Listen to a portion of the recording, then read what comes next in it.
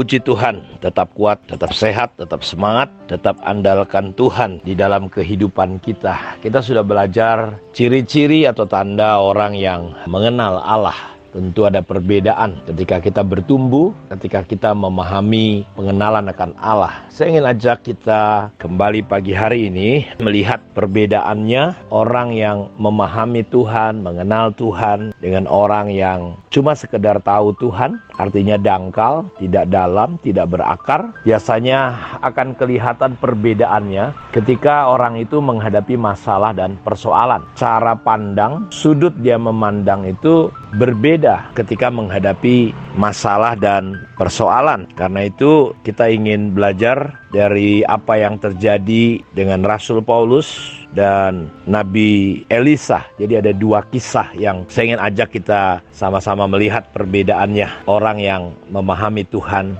dekat dengan Tuhan, intim dengan Tuhan, dengan orang yang tidak mengenal Tuhan atau dangkal. Dalam Kisah Rasul 20 ayat 22-25 bunyinya begini. Tetapi sekarang sebagai tawanan roh aku pergi ke Yerusalem, dan aku tidak tahu apa yang akan terjadi atas diriku di situ, selain daripada yang dinyatakan Roh Kudus dari kota ke kota kepadaku bahwa penjara dan sengsara menunggu aku. Garis bawahi kata penjara dan sengsara aniaya menunggu aku. Tetapi aku tidak menghiraukan nyawaku sedikit pun, asal saja aku dapat mencapai garis akhir dan menyelesaikan pelayanan yang ditugaskan oleh Tuhan Yesus kepadaku untuk memberi kesaksian tentang Injil kasih karunia Allah. Dan sekarang aku tahu bahwa kamu tidak akan melihat muka aku lagi, kamu sekalian yang telah kukunjungi untuk memberitakan kerajaan Allah. Jadi kita perhatikan, lihat Bapak Ibu, perbedaan atau pandangan atau cara kita menghadapi persoalan di dalam kehidupan kita, khususnya Rasul Paulus. Dia berkata bahwa tidak tahu apa yang terjadi di depan selain yang dinyatakan Roh Kudus, bahwa ketika dia pelayanan dari kota ke kota, yang menantikan Paulus, yang dinyatakan oleh Roh Kudus adalah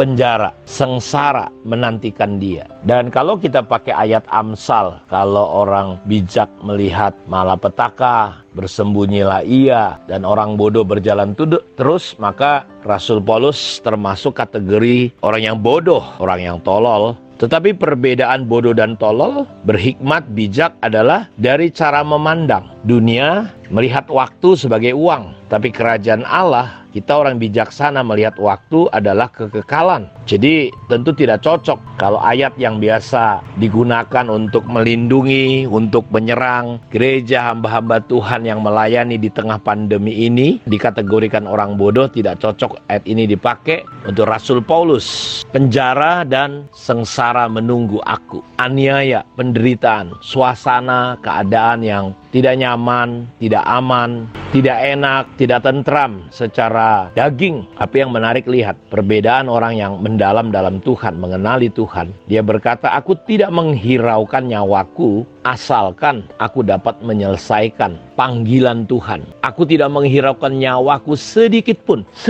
dia tidak hiraukan nyawanya, asal aku dapat mencapai garis akhir dan menyelesaikan pelayanan yang ditugaskan oleh Tuhan Yesus kepadaku untuk memberi kesaksian tentang Injil kasih karunia Allah. Dan sekarang aku tahu bahwa kamu tidak akan melihat muka aku lagi. Jadi kita melihat memang setelah ayat ini muncullah di Timotius yang Paulus katakan bahwa darahku sebentar lagi akan tercurah. Dan betul, tidak lama kemudian memang Rasul Paulus mengalami mati syahid, kepalanya dipenggal di zaman Kaisar Nero. Saudara, pemahaman pengenalan kita kepada Tuhan seharusnya membuat kita mencintai Tuhan lebih dari apapun, bahkan nyawa kita sekalipun harus hilang, itu bukanlah persoalan. Di tengah situasi pandemi sekarang ini, dibutuhkan gereja, dibutuhkan anak-anak Tuhan, dibutuhkan hamba-hamba Tuhan, dibutuhkan orang-orang yang mengasihi Tuhan. Dan ini adalah momentum, kesempatan, baik atau tidak baik situasi kondisinya, untuk kita tetap melakukan pelayanan pekerjaan Tuhan. Jadi saya mungkin tidak sepakat, tidak setuju Bapak Ibu dengan kita yang artinya meninggalkan panggilan Tuhan, meninggalkan ibadah, meninggalkan hal-hal yang sebelumnya kita kerjakan di dalam Tuhan. Saya pikir ini waktunya untuk kita kembali melihat sejauh mana pengenalan kita kepada Tuhan sebenarnya. Dan Rasul Paulus bisa menjadi contoh ketika orang melihat, ya, Dia mengenal Tuhan. Dia melihat tantangan, aniaya, bahkan nyawa yang terancam sekalipun bukanlah masalah dan persoalan. Nah, kalau kita lihat di dalam 2 Raja-Raja pasal 6 ayat 13, ayat 15 sampai 23 dikatakan begini. Ketika itu situasinya, latar belakangnya adalah Raja Aram marah karena semua rahasianya terbongkar. Mereka gagal mengalahkan kerajaan Israel. Dan akhirnya ketahuan bahwa Elisa lah yang menjadi penyebab kegagalan Raja Aram dalam mengalahkan kerajaan Israel. Dan mereka mencari tahu di mana Elisa, dan Elisa ada di Dotan. Dalam ayat ini dikatakan, berkatalah raja, pergilah melihat di mana dia. Nah, Elisa berkata, jawabnya, jangan takut, sebab lebih banyak yang menyertai kita daripada yang menyertai mereka. Lalu berdoalah Elisa, ya Tuhan, bukalah kiranya matanya supaya ia melihat. Maka Tuhan membuka mata bujang itu, sehingga ia melihat, tampaklah gunung itu penuh dengan kuda dan kereta berapi sekeliling Elisa. Saudara lihat perbedaannya kalau kita mengenal Tuhan sampai melihat Tuhan dengan jelas. Kita tahu apa yang Tuhan lakukan, kita tahu bagaimana respon kita dan bagaimana sikap Tuhan kepada kita sebenarnya.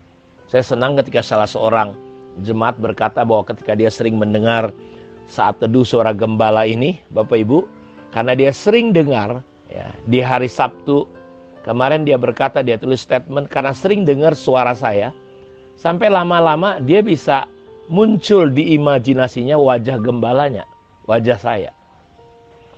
Seharusnya kalau kita sering mendengar suara Tuhan, hal yang sama secara imajinasi kita bisa melihat Tuhan dengan jelas.